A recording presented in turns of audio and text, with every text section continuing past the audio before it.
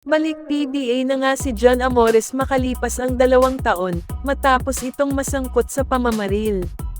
Marami ang nagtataka kung bakit ang lakas ni John Amores sa PBA, na ganun na lang kadali na papayag ang liga na makabalik siya, gayong hindi naman basta-basta ang ginawa nito.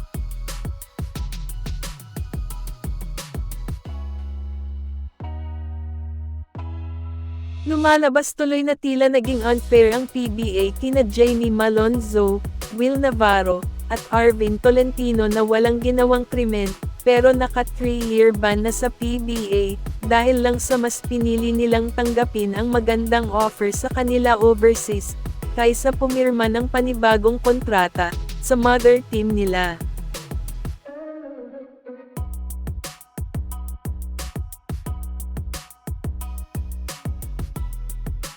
At hindi pa dito nagtatapos ang ban issue ng PBA, dahil may mga players pa ang hindi pa rin nakakabalik sa PBA, dahil naka-silent ban di umano ang mga ito.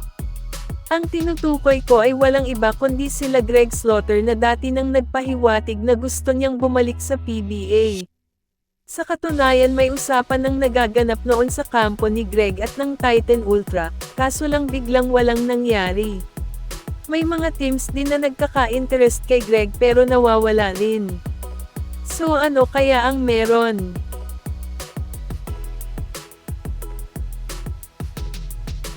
At si Terence Romeo, nauna nang sinabi niya na open siya sa mga teams na gustong makuha ang serbisyo niya, na handa raw itong ibigay lahat ng makakaya niya, makatulong lang sa team.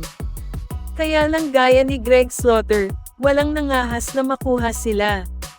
Kaya naman hindi maiwasan ng ilang mga fans ang magtaka, at mapaisip na baka nga may silent ban ang dalawa.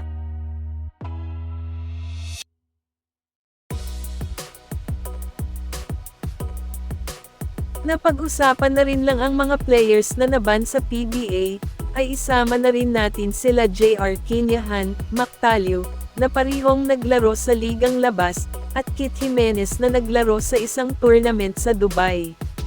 Kung pagbabasihan ang mga nagawa ng mga players na ito, ay di hamak na mas mabigat ang ginawa ni John Amores, dahil buhay ng tao ang nakataya, and yet nakabalik pa rin siya sa PBA. Samantalang yung iba ay hirap nang makabalik pa.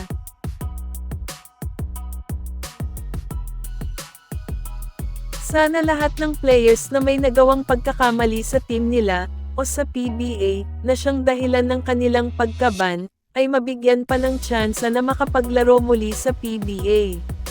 At yung sinasabing silent ban, ay mawala na kung meron man, at sana rin yung may 3-year ban ay mapababa ng PBA.